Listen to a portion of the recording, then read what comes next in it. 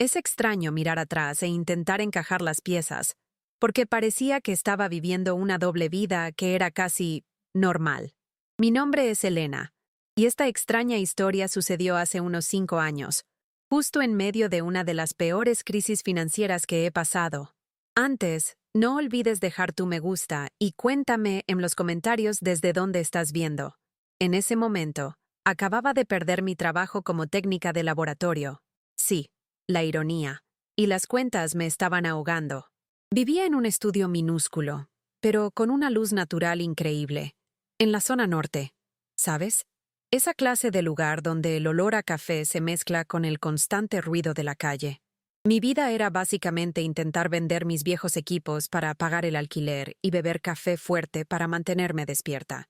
Estaba en la peor situación, al límite. Y fue en esa desesperación que surgió la idea de ser vientre de alquiler. Nunca me imaginé haciendo esto, pero la propuesta era alta y el contrato parecía blindado. Ellos, la pareja contratante, eran el retrato de la riqueza fría.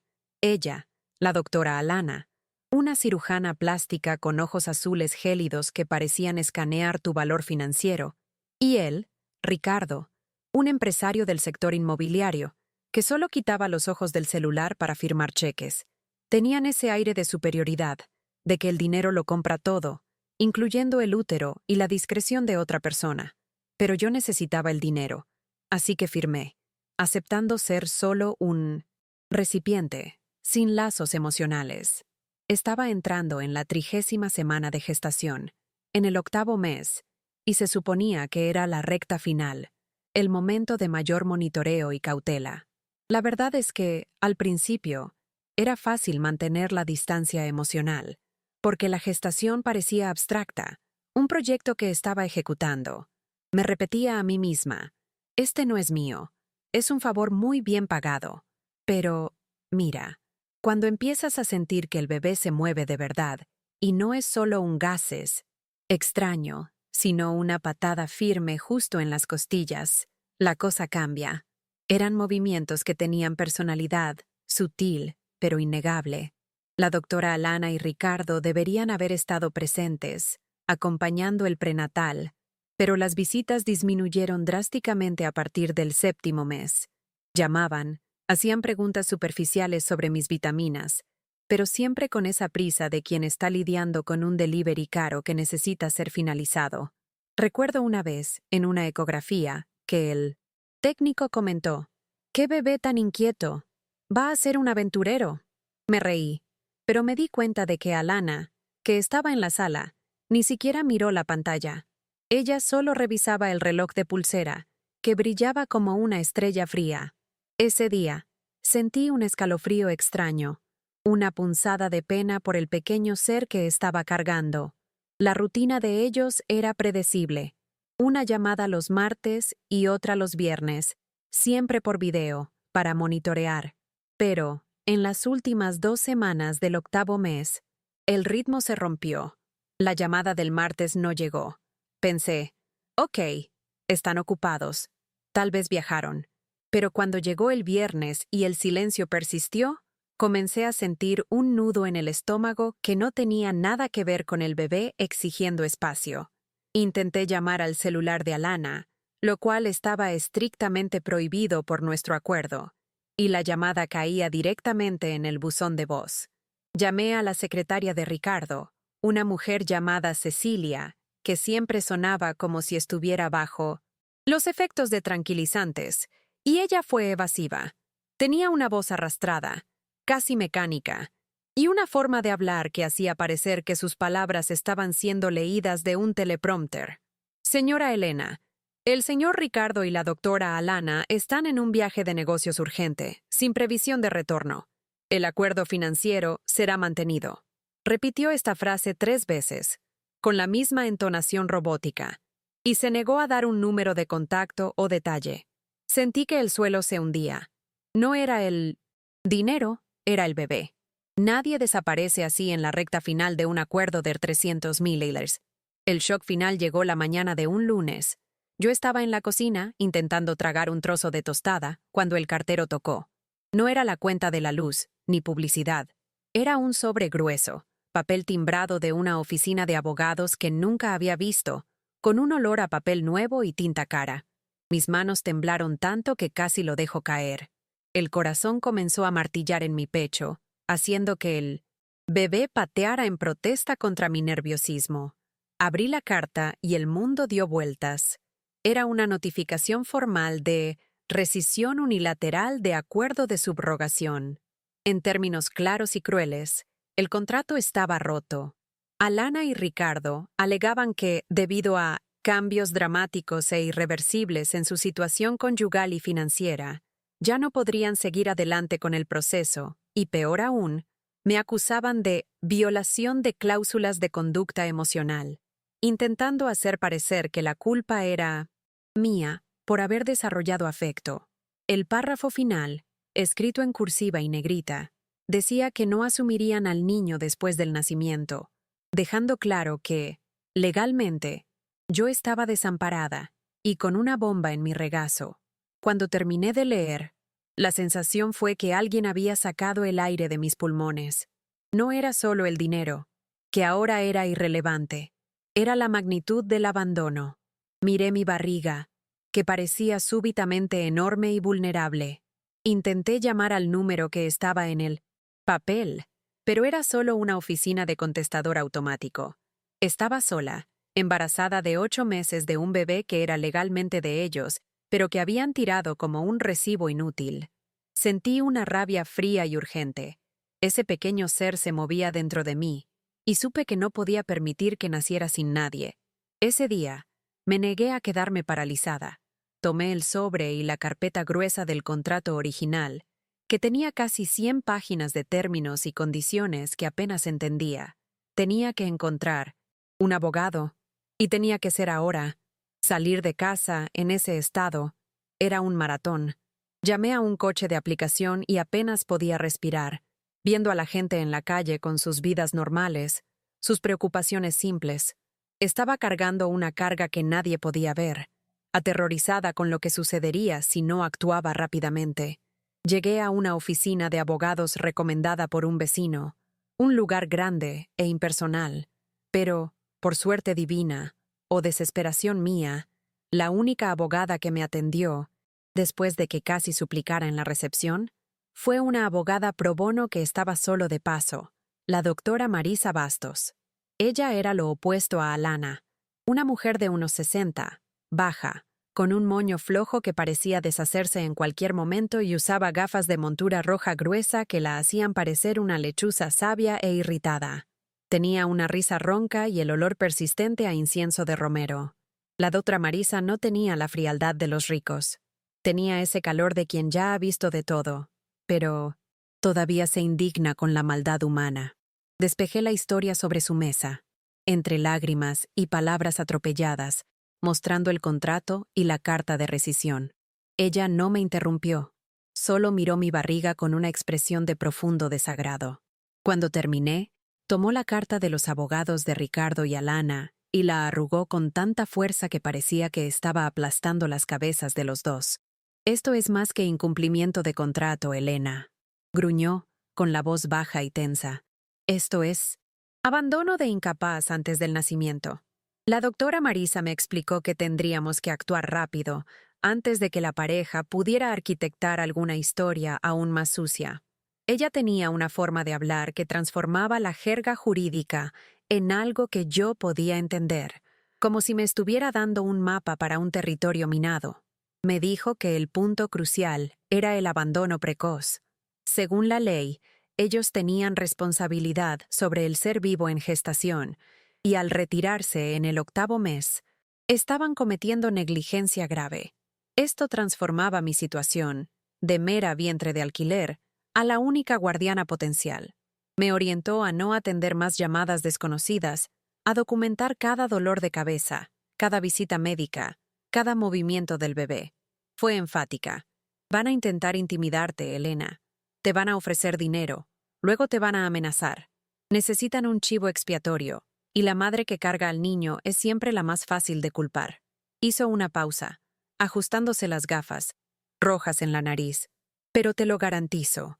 Tienes la ley de la maternidad de tu lado, y el hecho de que hayan roto el acuerdo antes del nacimiento es nuestra arma más afilada. No confíes en nadie más, solo en mí y en tu instinto. Marisa estaba en lo cierto sobre la intimidación.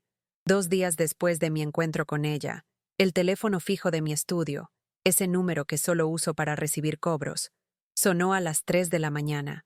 Atendí, aturdida y asustada, y oí la voz inconfundible de Ricardo. No, era la voz arrogante de antes, sino una voz baja, llena de rencor disfrazado de súplica. Quería resolver todo, amigablemente.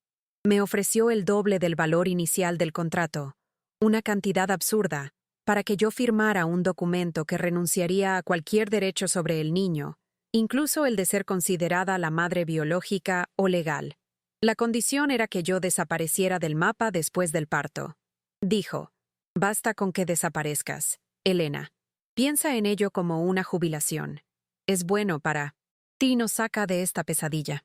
Ese dinero era la solución a mis problemas, pero la idea de vender al bebé, ahora que lo sentía moverse, me causó náuseas. Colgué el teléfono en su cara, el sonido del clic resonando en el apartamento silencioso, y por primera vez sentí que estaba haciendo lo correcto. El silencio del teléfono no duró mucho. Al día siguiente, recibí un correo electrónico sin remitente, escrito en un portugués extraño, casi forzado. El mensaje era corto y directo, pero cargado de una amenaza sutil.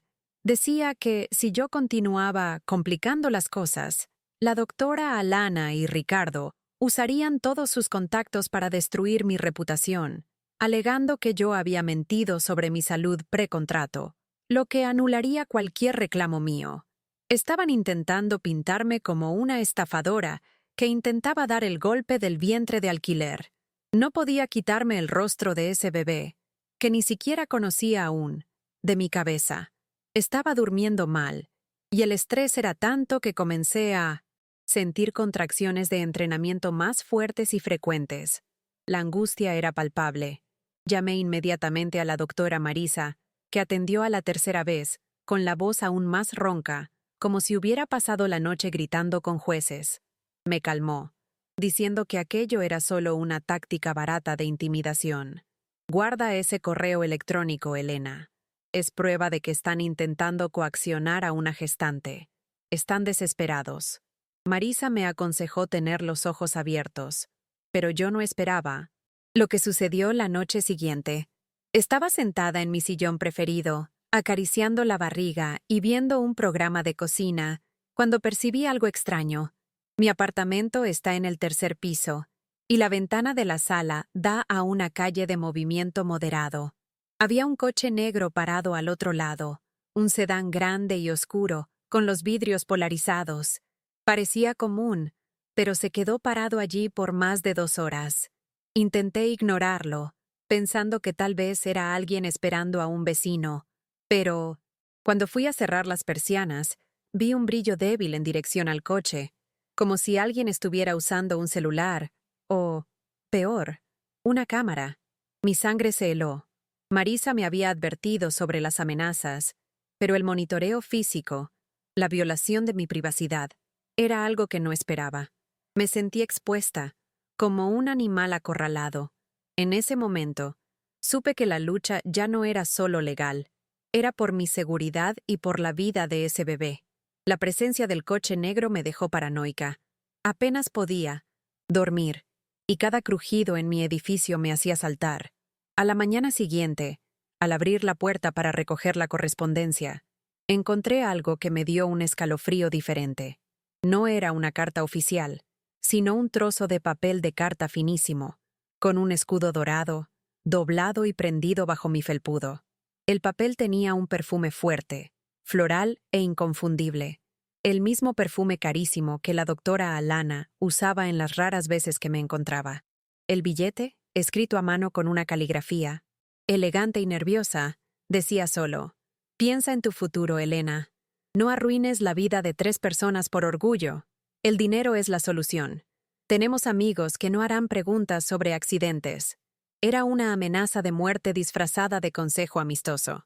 Saber que Alana, la mujer con la que había firmado un pacto de confianza, había venido hasta mi puerta y dejado aquello, Me hizo sentir una repulsa física. La desesperación de ellos estaba alcanzando un nivel peligroso y personal. Llamé a Marisa, temblando, y le leí el billete. Ella respiró hondo, soltando el aire con un siseo de quien está fumando. Están jugando sucio, Elena. Esto es acoso y amenaza directa. Voy a interponer una orden de restricción inmediatamente. Pero también me alertó que el juez podría tardar en analizar la amenaza. Marisa entonces me hizo una pregunta que me desarmó completamente. ¿Ya pensaste en el nombre? Me quedé paralizada. El contrato prohibía incluso la creación de apodos. Se suponía que era un paquete a ser entregado. Pero, después de todo, después de sentir a ese pequeño ser luchando dentro de mí mientras yo vivía este infierno, sí había pensado. Si es niño, quería que fuera Gabriel, dije, y la palabra sonó extrañamente correcta, llena de peso y promesa. Marisa solo respondió: entonces lucha por Gabriel, Elena. Quieren deshumanizarte, pero tú tienes el mayor poder ahora. Por primera vez, tuve la certeza de que estaba luchando por alguien, no solo contra alguien. El infierno financiero comenzó a materializarse al final de esa semana. Fui al cajero automático a sacar lo poco que me quedaba para comprar algunos víveres e intentar pagar la cuota mínima de mi tarjeta. La pantalla me dio el mensaje más temido: cuenta bloqueada. Contacte a su agencia.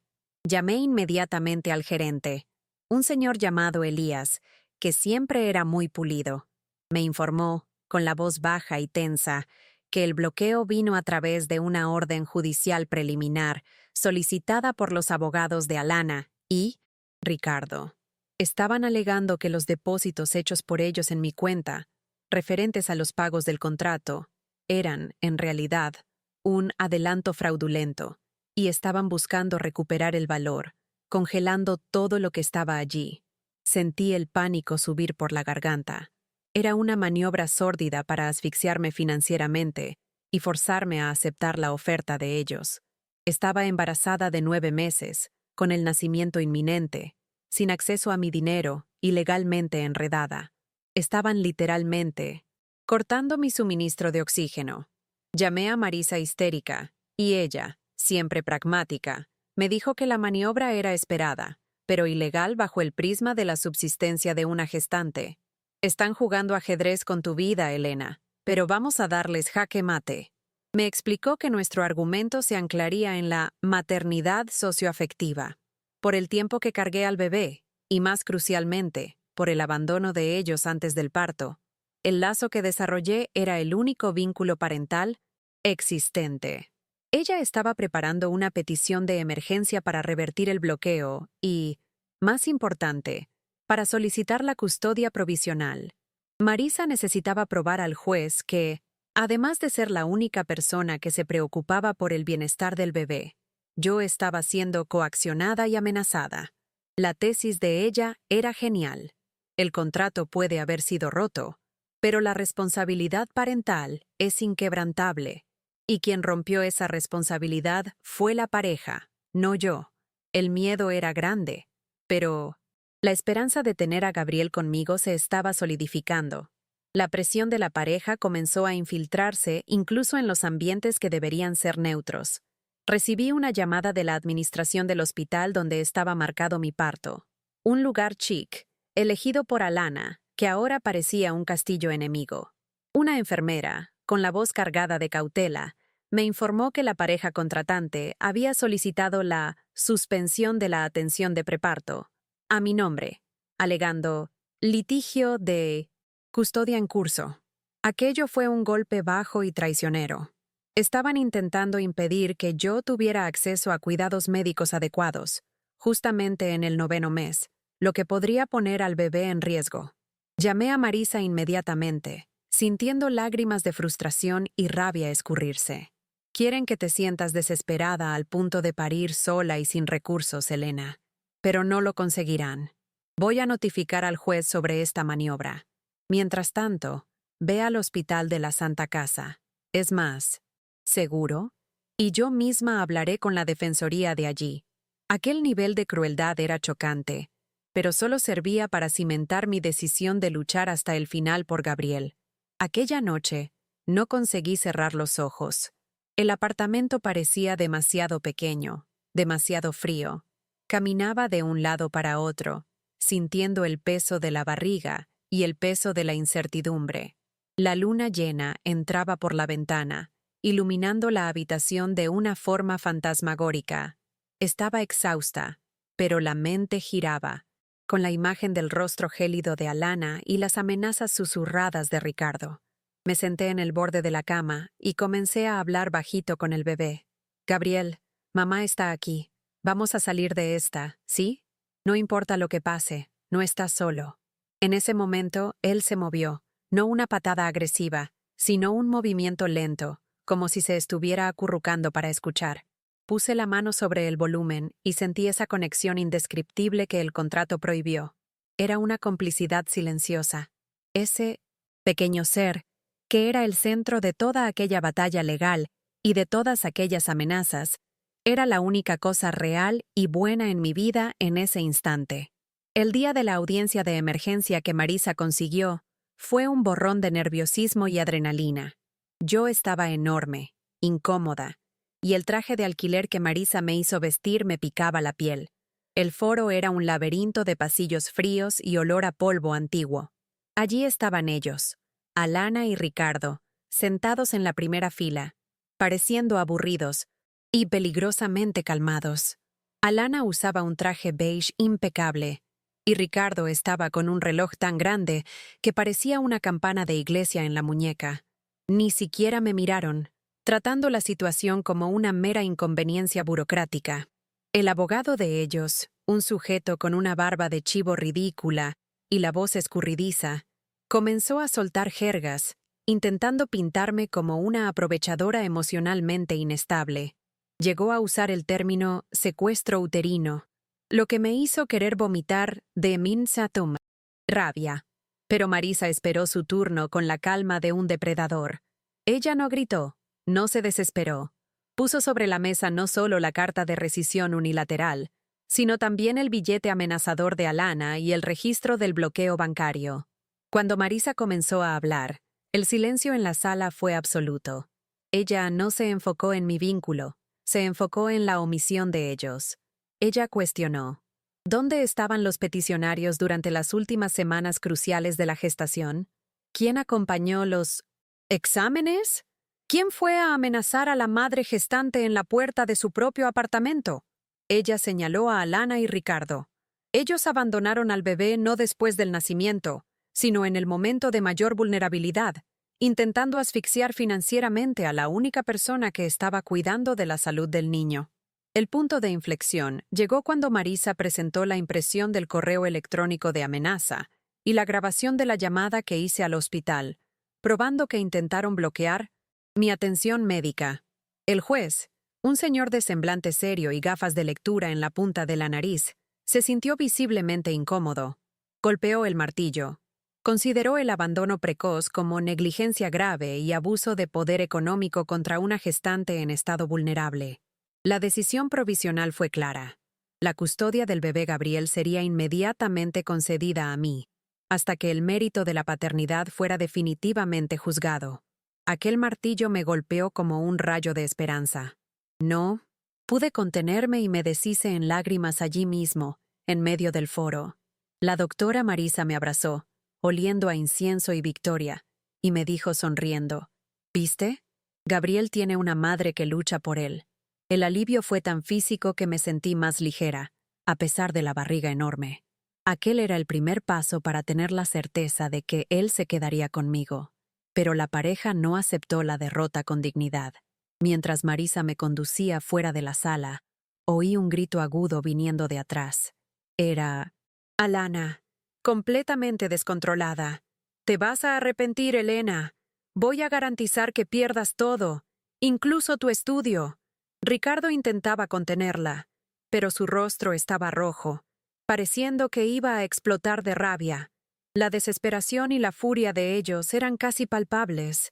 Aquella explosión mostró que no eran solo víctimas de una crisis conyugal, eran depredadores resentidos por haber sido contrariados.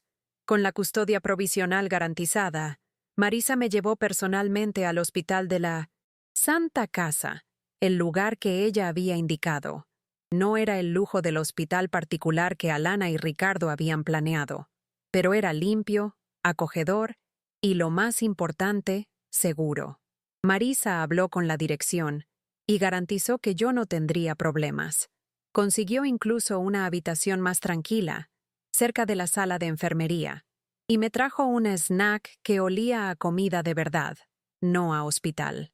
Miré alrededor de la habitación simple, con la camisola hospitalaria azul clara. No tenía nada listo para Gabriel, ni un pelele, ni un pañal. El contrato prohibía la preparación, pero Marisa, a su manera inesperada, me trajo una manta de ganchillo que ella misma había tejido para un sobrino que nunca usó, y un pequeño osito de peluche con un ojo faltante. No es mucho, pero es cariño, Elena, y es de quien te ama. Sostuve aquel osito, sintiendo el olor a lavanda, y sonreí por primera vez en semanas. Aquella noche, después de toda la montaña rusa emocional del día, la audiencia, el grito de Alana, el sino chinchista, abrazo de Marisa. Las cosas comenzaron a cambiar de verdad. Ya no eran las contracciones de entrenamiento, aquellas que venían y pasaban como olas. Estas eran diferentes, más largas, más profundas, con una intensidad que me hizo apretar el osito de peluche hasta que los nudillos de mis dedos se pusieron blancos. Miré el reloj en la pared de la habitación del hospital. Era madrugada, las 4:15 de la mañana. Gabriel estaba llegando, y ya no había Ricardo, ni Alana, ni abogados para impedirlo. Llamé a la enfermera, una mujer robusta y gentil llamada Lucia, con una voz dulce que me recordó a mi abuela. Me examinó con la calma de quien hacía aquello hace décadas y sonrió. «Está listo, querida. Es hora de conocer a tu Gabriel». En ese momento, todas las amenazas, todos los contratos, todo el miedo del último mes se desvaneció. Solo quedé yo, el bebé, y el dolor urgente de un nacimiento. El dolor era inmenso, pero estaba mezclado con una anticipación feroz y una gratitud abrumadora. El parto fue rápido, pero pareció haber durado una eternidad. La sala estaba llena de luces y voces incentivadoras, pero solo conseguía enfocarme en la sensación de esfuerzo total y en la esperanza. Y entonces, él vino. No fue un llanto estruendoso de telenovela, sino un lloriqueo fino y determinado. La enfermera lo limpió rápidamente y lo puso sobre mi pecho. Él era pequeño, pero perfectamente formado, con mechones de cabello oscuro y los ojos apretados. Su olor era a vida, a leche y a hospital, y era el olor más hermoso que jamás había sentido. Lo sostuve, y fue como si un circuito que estaba apagado en mí, de repente, se activara. El contrato decía que no habría vínculo, pero la vida decía lo contrario. Él era mío, de una forma que el dinero y la ley nunca podrían deshacer. Mientras la enfermera cortaba el cordón, miré su carita, sintiendo una ola de amor protector invadirme. Allí, en ese momento, supe que enfrentaría el mundo entero por él, y que el valor de aquella vida era infinitamente mayor que el cheque que yo había firmado.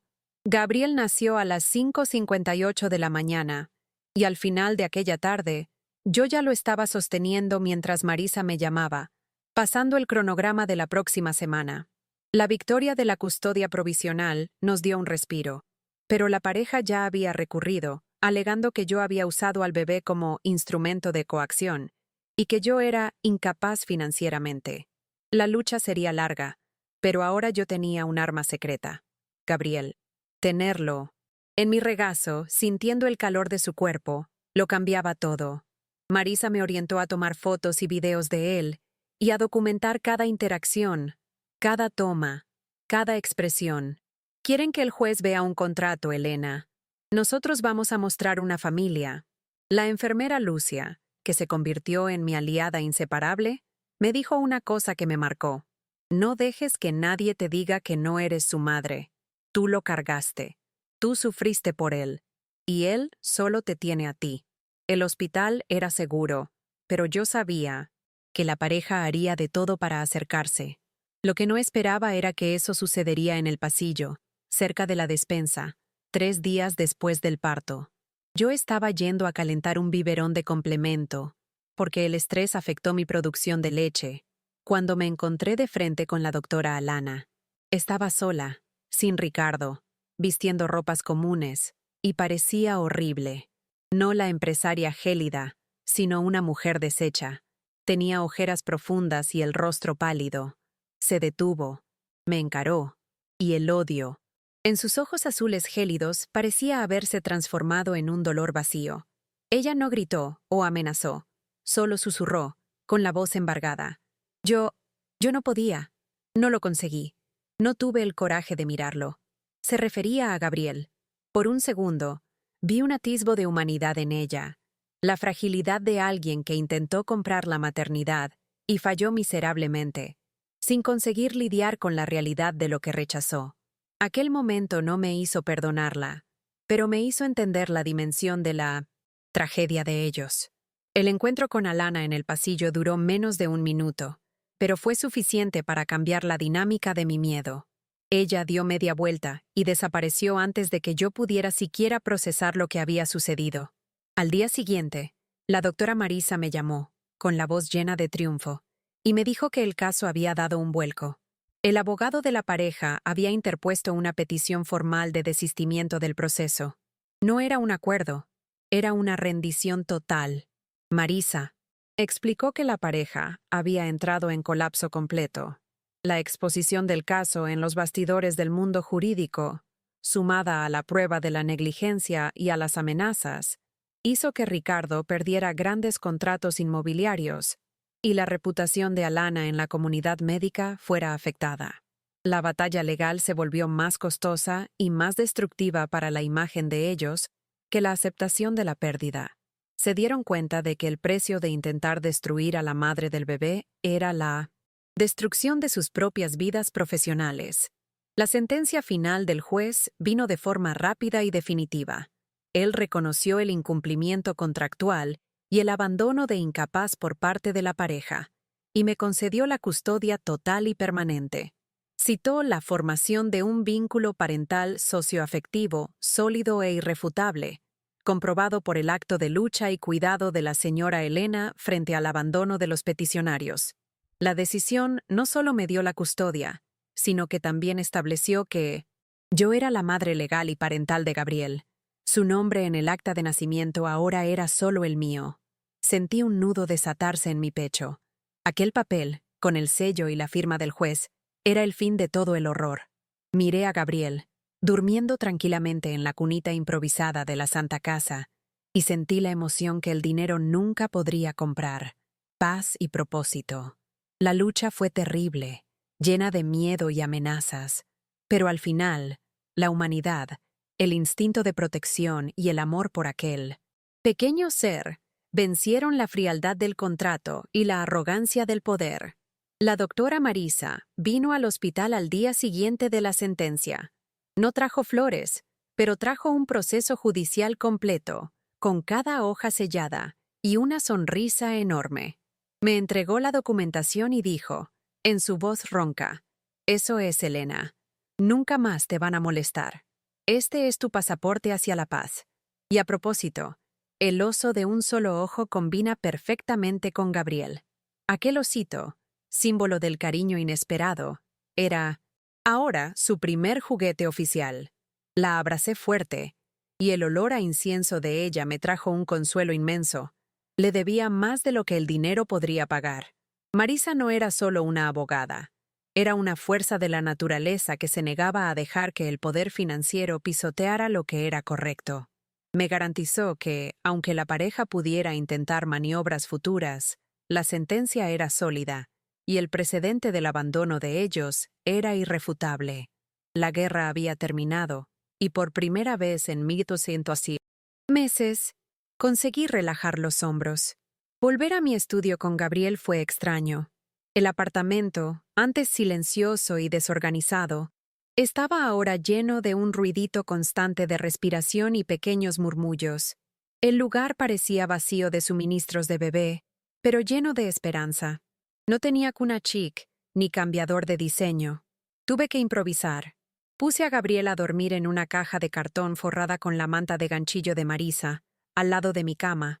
Recuerdo sentarme en mi sillón, desde donde había visto el coche de vigilancia negro, y mirar la ventana. El coche negro desapareció. Las amenazas desaparecieron. El miedo intenso dio lugar a una felicidad exhausta.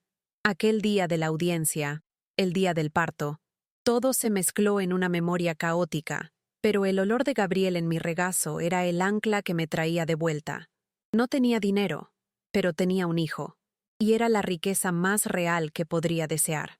A veces, cuando estoy acostada de madrugada, acunando a Gabriel para dormir, la memoria de aquel día en que recibí la carta de rescisión vuelve con una claridad aterradora.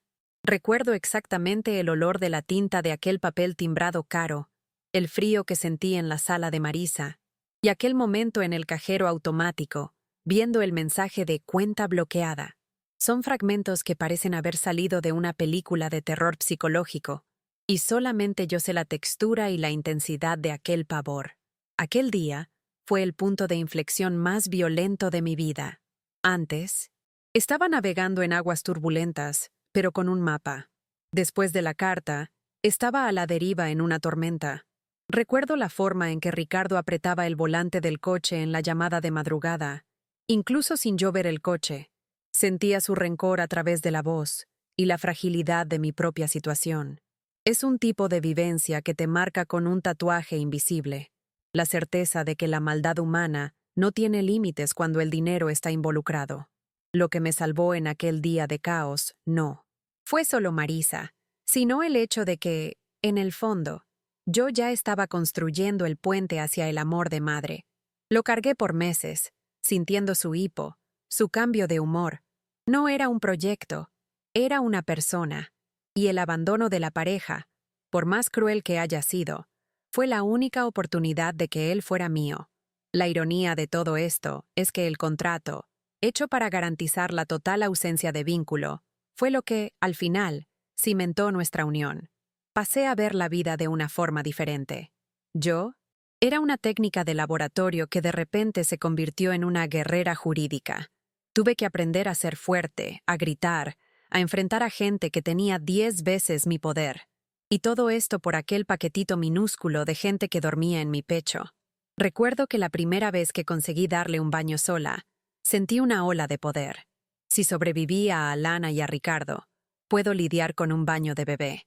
Después de que el polvo se asentó y la orden de restricción de acercamiento finalmente llegó, el coche negro desapareció de la calle, pero la historia se esparció en el edificio. Claro, yo vivía en un lugar donde todo el mundo sabía de la gestación de alquiler. Al principio, las vecinas más chismosas me miraban con una mezcla de curiosidad y juicio, como si yo fuera la responsable del escándalo. Recuerdo a doña Sonia, la administradora de cabellos azules, que siempre fue muy reservada, pararme en el ascensor. Ella no preguntó sobre el bebé, sino que dijo, bajito, lo que ellos hicieron fue inhumano, Elena. Tu chico es un milagro. Recibir aquel apoyo inesperado, viniendo de alguien que parecía una estatua, me dio fuerza. El horror de aquel día no era solo mío. Era un horror que las personas comunes reconocían como injusticia. Era la prueba de que mi historia, por más extraña que fuera, era real. Mucha gente me preguntaba cómo conseguía lidiar con el estrés postraumático de haber sido amenazada y procesada mientras estaba embarazada de 9 meses. La verdad es que la terapia fue involuntaria. Era Gabriel, el foco constante y total en cuidarlo, en garantizar que él tuviera lo básico, me impedía rumiar sobre el miedo. Yo no tenía tiempo para ataques de ansiedad. Tenía que cambiar pañales, alimentar y monitorear la fiebre.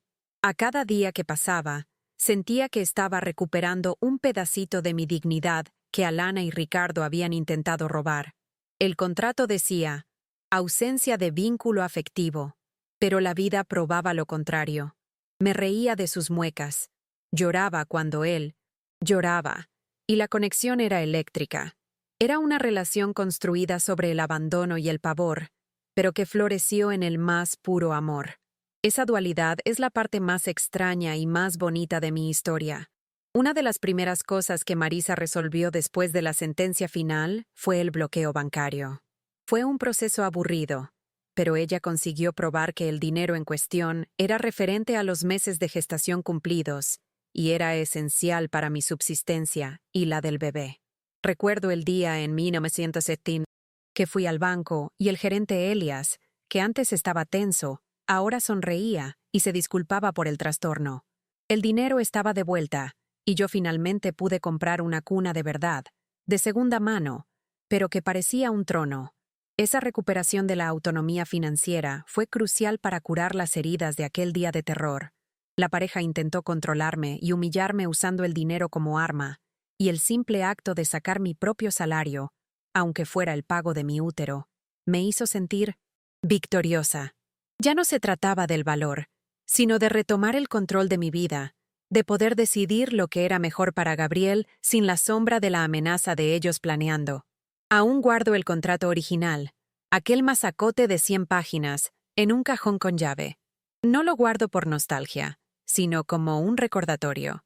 El documento había sido firmado con la tinta más oscura, en una mesa de caoba lustrosa, y parecía la cosa más impenetrable del mundo.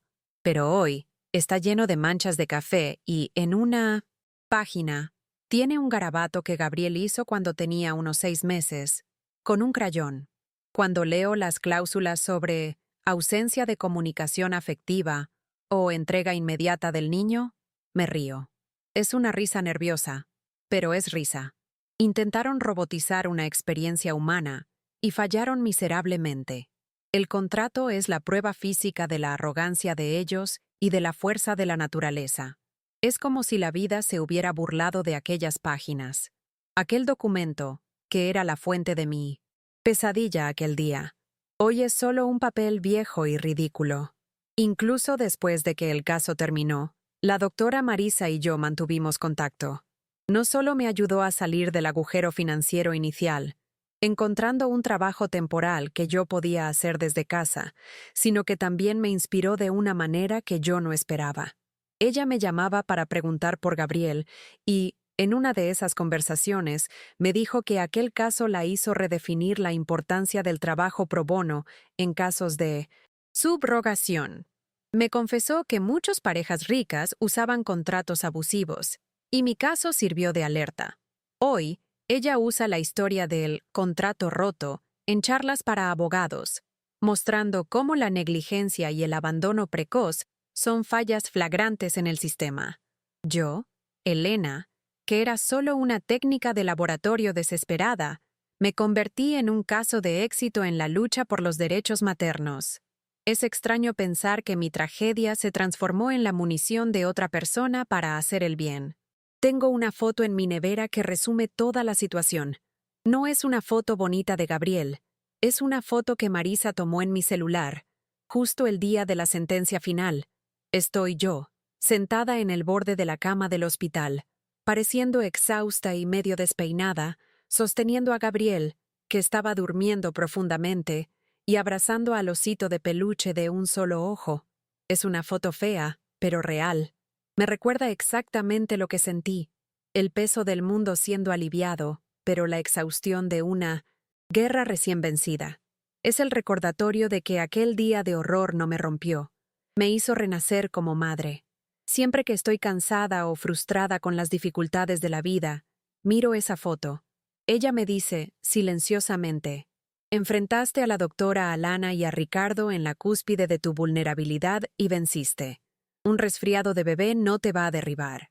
Gabriel tiene ahora 5 años, y es el niño más curioso y parlanchín que puedas imaginar.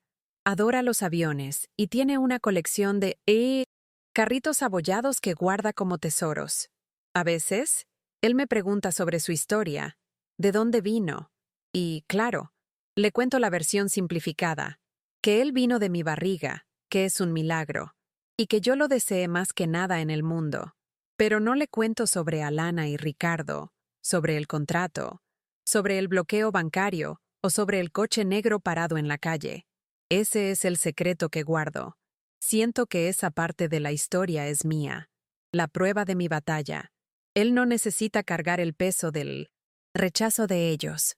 Solo necesitas saber cuánto es amado y cuánto luché por él. Es un silencio protector, una forma de garantizar que el trauma de aquel día nunca lo toque.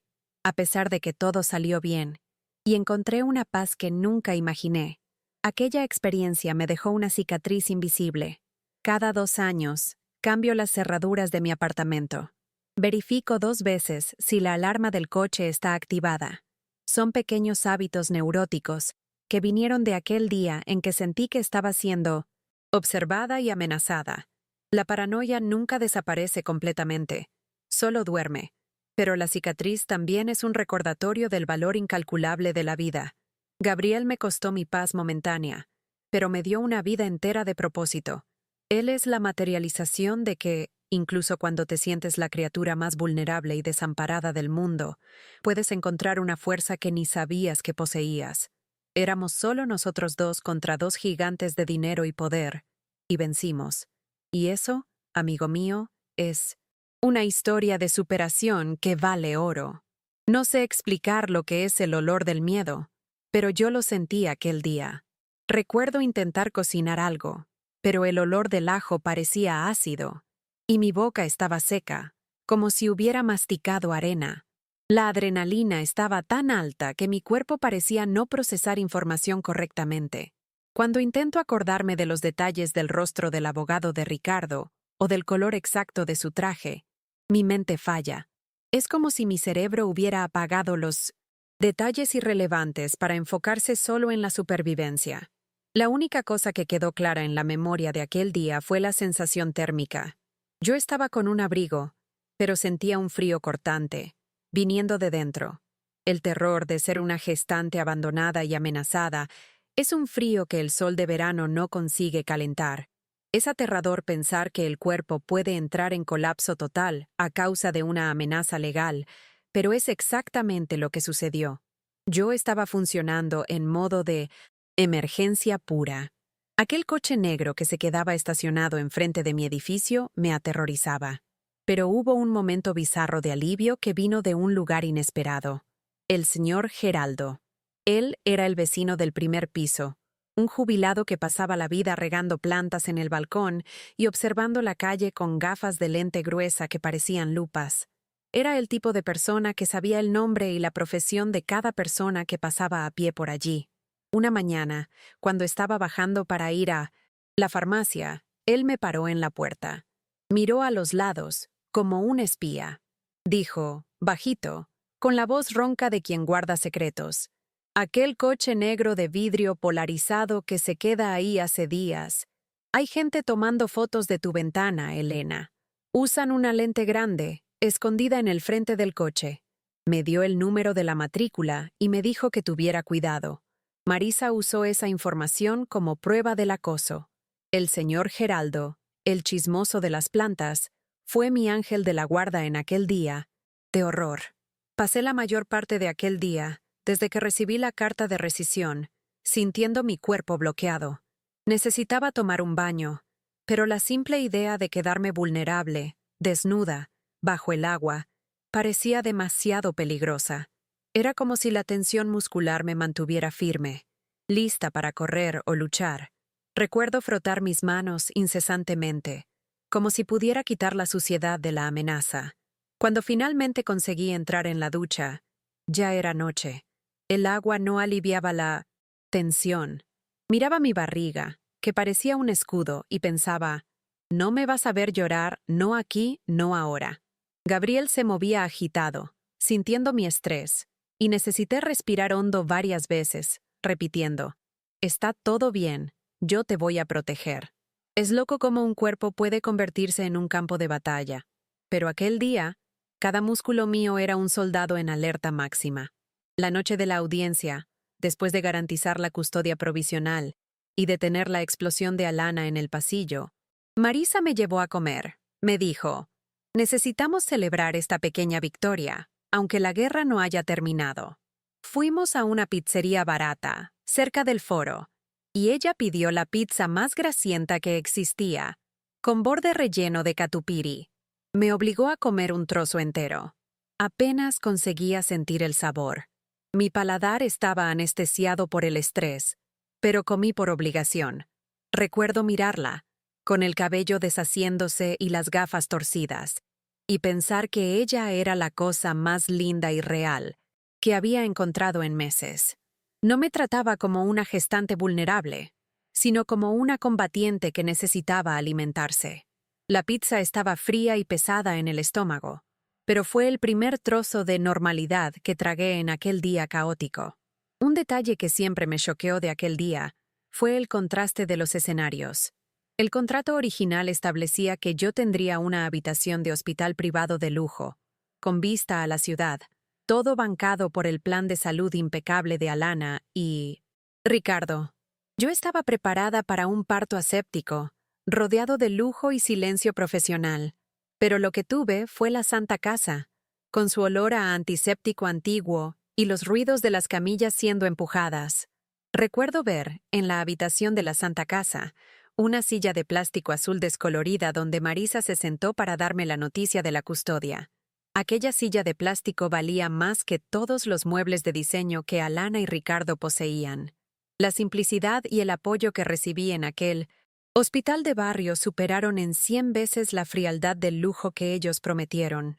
El miedo me llevó a la realidad, y la realidad me salvó. Antes de encontrar a Marisa, hubo un momento en que yo casi me rendí. Después de leer la carta de rescisión, la amenaza de quedarme sin dinero y con un bebé en mi regazo me aplastó.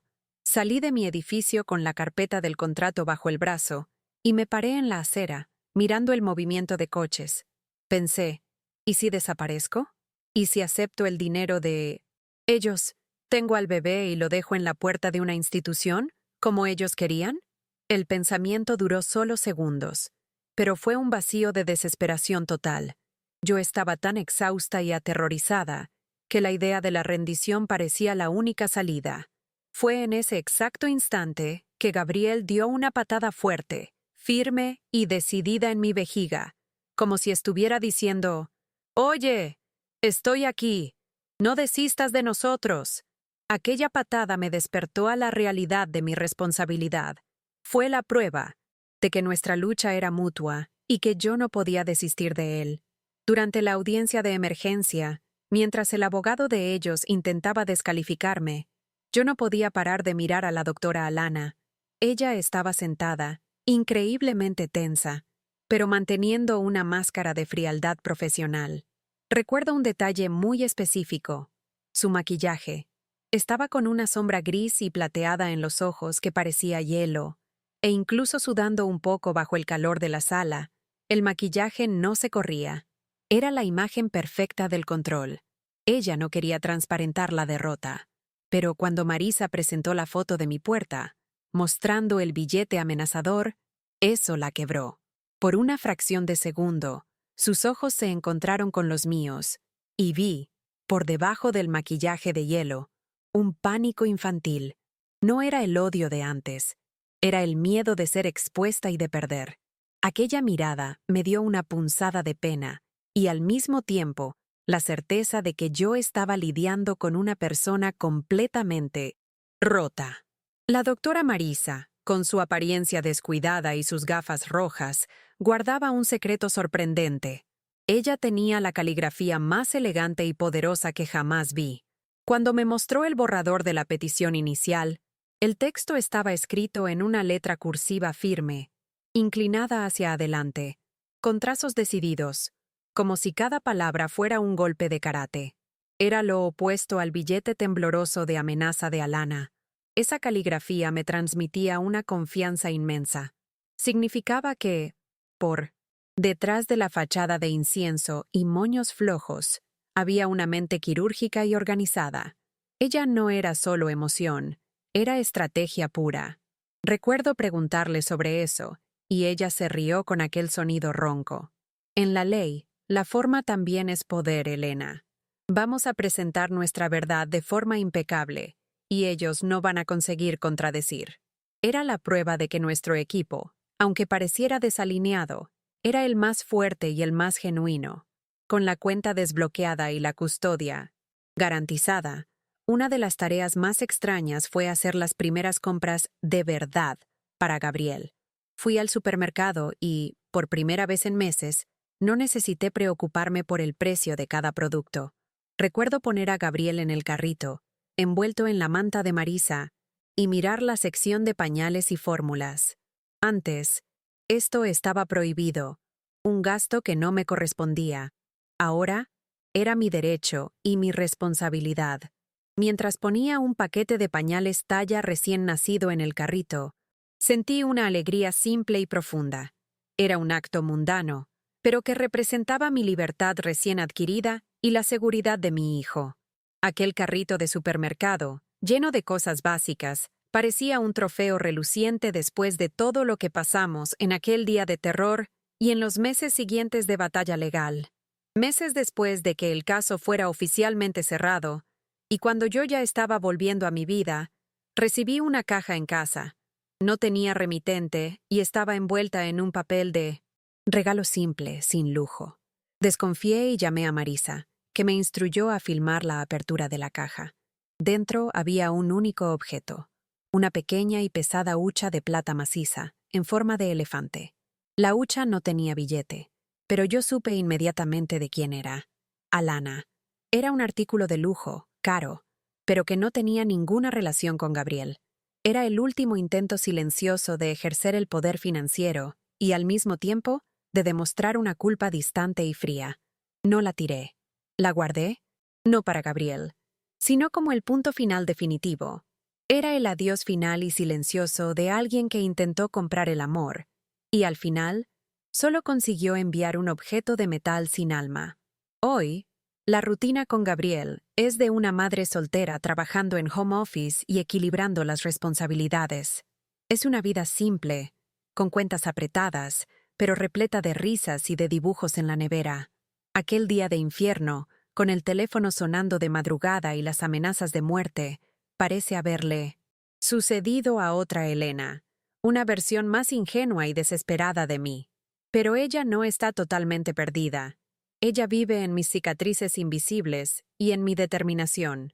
Lo curioso es que, a causa de todo, soy una madre mucho más atenta y protectora. Gabriel es mi foco, la prueba viva de que el amor vence el contrato. Cuando él me abraza con aquellos brazos pequeños y dice, «Mamá, te amo», es la respuesta más poderosa para el desdén de la doctora Alana y la frialdad de Ricardo. Aquel bebé, que debería haber sido abandonado, me salvó, me dio un propósito y me transformó en la persona más fuerte que yo podría ser. La historia tuvo un desenlace definitivo, aunque no con un «y vivieron felices para siempre» de cuento de hadas, sino con una paz conquistada con uñas y dientes. La pareja nunca más me buscó. El miedo se disolvió en el tiempo. Lo último que supimos de ellos fue que se divorciaron en medio de un escándalo financiero, y la doctora Alana perdió la licencia para practicar en 1900. Hospitales de renombre. El karma, o la ley, actuó donde el dinero de ellos ya no pudo comprar la impunidad. Gabriel es mi solución, mi victoria y mi propósito. Yo no entendí el porqué de todo aquello haberme sucedido a mí, pero entendí el para qué, para que él fuera mío. Aquel día, el peor de mi vida, fue el día en que mi maternidad comenzó. Y si yo tuviera que pasar por todo de nuevo, el pavor, el bloqueo, las amenazas, yo pasaría 1000 veces para tener a mi Gabriel. Esa es mi verdad. Y esta historia sucedió de verdad.